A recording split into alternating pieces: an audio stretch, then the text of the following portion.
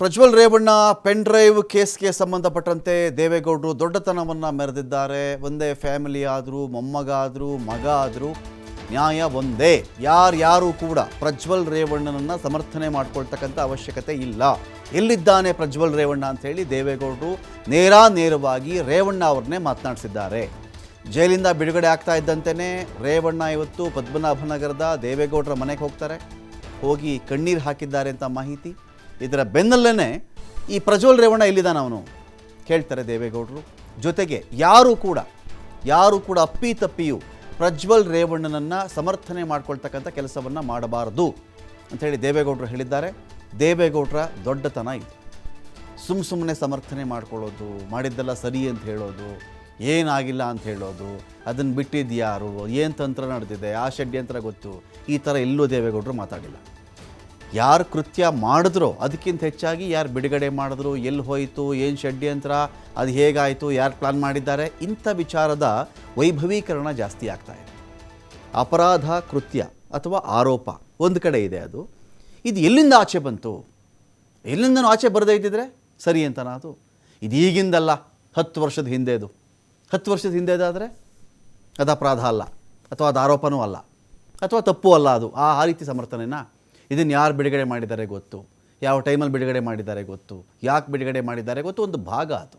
S, of course. ಆದರೆ ದೇವೇಗೌಡರು ಹೇಳ್ತಾರೆ, ಯಾವುದೇ ಕಾರಣಕ್ಕೂ ಪ್ರಜ್ವಲ್ ರೇವಣ್ಣನನ್ನು ಸಮರ್ಥನೆ ಮಾಡಿಕೊಳ್ಳೋ ಕೆಲಸ ಯಾರೂ ಮಾಡಬಾರದು. ಎಲ್ಲಿದ್ದಾನೆ ಪ್ರಜ್ವಲ್ ರೇವಣ್ಣ ಅಂಥೇಳಿ ದೇವೇಗೌಡರು ನೇರವಾಗಿ ರೇವಣ್ಣ ಅವ್ರನ್ನ ಕೇಳಿದ್ದಾರೆ.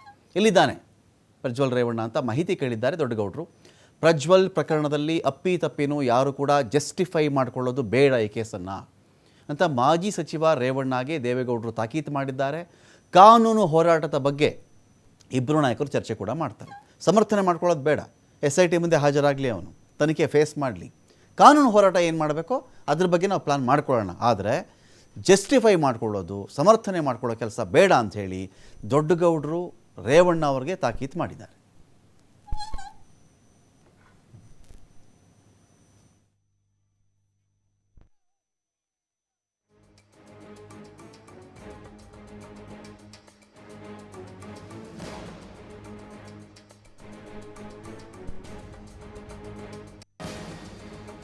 ಇದೀಗ ಸ್ವಾಮಿ ಬಹಳ ಚರ್ಚೆ ಆಗ್ತಿರ್ತಕ್ಕಂಥ ವಿಚಾರ Prajwal Revanna pen drive case.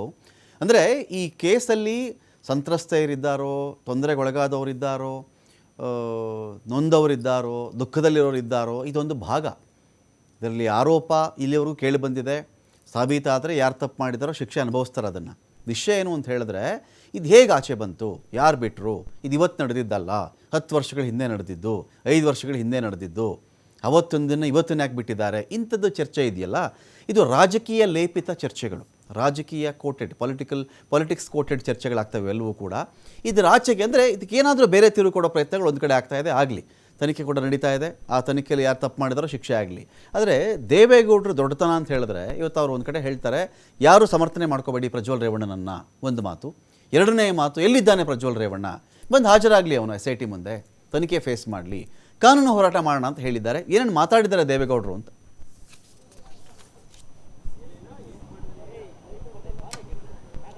Ramakant, kidnap ಪ್ರಕರಣದಲ್ಲಿ ಇವತ್ತು HD ರೇವಣ್ಣ ಬಿಡುಗಡೆ ಆಗಿದೆ. ನೇರವಾಗಿ ದೇವೇಗೌಡರ ನಿವಾಸಕ್ಕೆ ಬರ್ತಾರೆ. ಅಲ್ಲಿ ತಮ್ಮ ತಂದೆ ಹಾಗೂ ತಾಯಿಯ ಒಂದು ಆಶೀರ್ವಾದವನ್ನು ಪಡಿತಾರೆ. ನಂತರ ಒಂದಿಷ್ಟು ಸಮಾಲೋಚನೆ ಕೂಡ ಮಾಡಿರುವಂಥದ್ದು. ಪ್ರಮುಖವಾಗಿ ಕಾನೂನಾತ್ಮಕವಾಗಿ ಯಾವ ರೀತಿ ಒಂದು ಹೋರಾಟ ಮಾಡಬೇಕು ಎಂಬ ವಿಚಾರಕ್ಕೆ ಸಂಬಂಧಪಟ್ಟಂತೆ ದೇವೇಗೌಡರು ಈಗಾಗಲೇ HD ರೇವಣ್ಣವರಿಗೆ ಕೆಲವೊಂದು ಸೂಚನೆ ಹಾಗೂ ತಾಕೀತನ್ನು ಮಾಡಿರುವಂಥದ್ದು.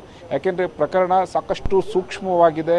ಈ ಪ್ರಕರಣದಿಂದ ದೇವೇಗೌಡರ ಒಂದು ಆ ಕುಟುಂಬಕ್ಕೆ ಸಾಕಷ್ಟು ಮುಜುಗರ ಕೂಡ ಉಂಟಾಗಿರುವಂಥದ್ದು. ಹಾಗಾಗಿ ಇದರಿಂದ ಎಲ್ಲದರಿಂದ ಹೊರಗಡೆ ಬರೋದಕ್ಕೆ ಈಗ ಆ ದೇವೇಗೌಡರ ಕುಟುಂಬ ಒಂದು ರೀತಿ ಶಪಥ ಮಾಡಿರುವಂಥದ್ದು ಮೇಲ್ನೋಟಕ್ಕೆ ಸಾಬೀತಾಗ್ತಾ ಇರುವಂಥದ್ದು. ಅಂದರೆ ಇಲ್ಲಿ ಪ್ರಮುಖವಾಗಿ ರೇವಣ್ಣ ಅವರನ್ನು ಕಿಡ್ನಾಪ್ ಪ್ರಕರಣಕ್ಕೆ ಸಂಬಂಧಪಟ್ಟಂತೆ ಅವರನ್ನು ರಾಜಕೀಯವಾಗಿ ಬಂಧನ ಮಾಡಲಾಗಿದೆ ಎಂಬ ಆರೋಪವನ್ನು ಈಗಾಗಲೇ JDS ನಾಯಕರು ಸಾಕಷ್ಟು ಆಕ್ರೋಶವನ್ನು ವ್ಯಕ್ತಪಡಿಸಿದ್ರು. ಈಗ ಬಿಡುಗಡೆಯಾಗಿದೆ. ಇನ್ನು ಯಾವ ರೀತಿ ಮುಂದೆ ಹೋರಾಟ ಮಾಡಬೇಕು, ಕಾನೂನಾತ್ಮಕವಾಗಿ ಯಾವ ರೀತಿ ಹೋರಾಟ ಮಾಡಬೇಕು ಎಂಬ ವಿಚಾರಕ್ಕೆ ಸಂಬಂಧಪಟ್ಟಂತೆ ಒಂದಿಷ್ಟು ಸಲಹೆ ಸೂಚನೆಗಳನ್ನು ಚರ್ಚೆಗಳನ್ನು ಕೂಡ ಮಾಡಲಾಗಿದೆ. ಜೊತೆಗೆ ಇವತ್ತು ಮಾಜಿ CM ಕುಮಾರಸ್ವಾಮಿ ಅವರು ಕೂಡ ಜೊತೆಲಿದ್ದರು ಹಾಗೂ ಉಳಿದ ಕೆಲವೊಂದು JDS ನಾಯಕರು ಕೂಡ ಈ ಚರ್ಚೆಯಲ್ಲಿ ಭಾಗಿಯಾಗಿದ್ದರು. ಒಂದಿಷ್ಟು ಸಮಾಲೋಚನೆಯನ್ನು ಕೂಡ ಮಾಡಿರುವಂಥದ್ದು. ಯಾಕೆಂದರೆ ಸಾಕಷ್ಟು ವಿವಾದ ಪಡಿತಾ ಇದೆ, ರಾಜ್ಯಾದ್ಯಂತ ಚರ್ಚೆ ಆಗ್ತಾ ಇದೆ, ರಾಷ್ಟ್ರೀಯ ಮಟ್ಟದಲ್ಲಿ ಚರ್ಚೆ ಆಗ್ತಾ ಇದೆ. ಒಂದು ಕಡೆ ದೇವೇಗೌಡರ ಒಂದು ಕುಟುಂಬಕ್ಕೂ ಕೂಡ ಸಾಕಷ್ಟು ಮುಜುಗರ ಆಗಿದೆ. ಈ ಎಲ್ಲದರಿಂದ ಹೊರಗಡೆ ಬರಬೇಕು, ಜೊತೆಗೆ ಸತ್ಯಾಂಶವನ್ನು ಜನರಿಗೆ ಗೊತ್ತಾಗಬೇಕು ಎಂಬ ವಿಚಾರಕ್ಕೆ ಸಂಬಂಧಪಟ್ಟಂತೆ ದೇವೇಗೌಡರು ಈಗಾಗಲೇ ಸಾಕಷ್ಟು ಆ ವಿಚಾರಗಳನ್ನು ಚರ್ಚೆ ಮಾಡಿರೋದು. ಆ ಚರ್ಚೆ ಮಾಡುವಂತಹ ಸಮಯದಲ್ಲಿ ಪ್ರಜ್ವಲ್ ರೇವಣ್ಣ ಅವರ ಪ್ರಕರಣಕ್ಕೆ ಸಂಬಂಧಪಟ್ಟಂತೆ ಪ್ರಜ್ವಲ್ ರೇವಣ್ಣ ಅವರ ಬಗ್ಗೆ ಮಾಹಿತಿಗಳನ್ನು ಕೂಡ ದೇವೇಗೌಡರು HD ರೇವಣ್ಣ ಅವರ ಬಳಿ ಕೇಳಿರುವಂಥದ್ದು. ಅಂದರೆ ಆ ಪ್ರಕರಣಕ್ಕೆ ಸಂಬಂಧಪಟ್ಟಂತೆ ಎಲ್ಲಿದ್ದಾರೆ, ಈಗ ಏನು ಮಾಡ್ತಾ ಇದ್ದಾರೆ ಎಂಬ ಸಂಪೂರ್ಣ ಮಾಹಿತಿಯನ್ನು ಪಡೆದಿರೋದು. ಜೊತೆಗೆ ಈ ಪ್ರಕರಣಕ್ಕೆ ಸಂಬಂಧಪಟ್ಟಂತೆ ರೇವಣ್ಣವ್ರಿಗೂ ವಿವಾದಾತ್ಮಕ ಹೇಳಿಕೆ ಎಲ್ಲೂ ನೀಡದಂತೆ ಆ ಕೆಲವು ತಾಕೀತನ್ನು ಮಾಡಿದರೆ, ಜೊತೆಗೆ ಸೂಚನೆಗಳನ್ನು ಕೊಟ್ಟಿರುವಂಥದ್ದು. Ramakant, thank you Swami.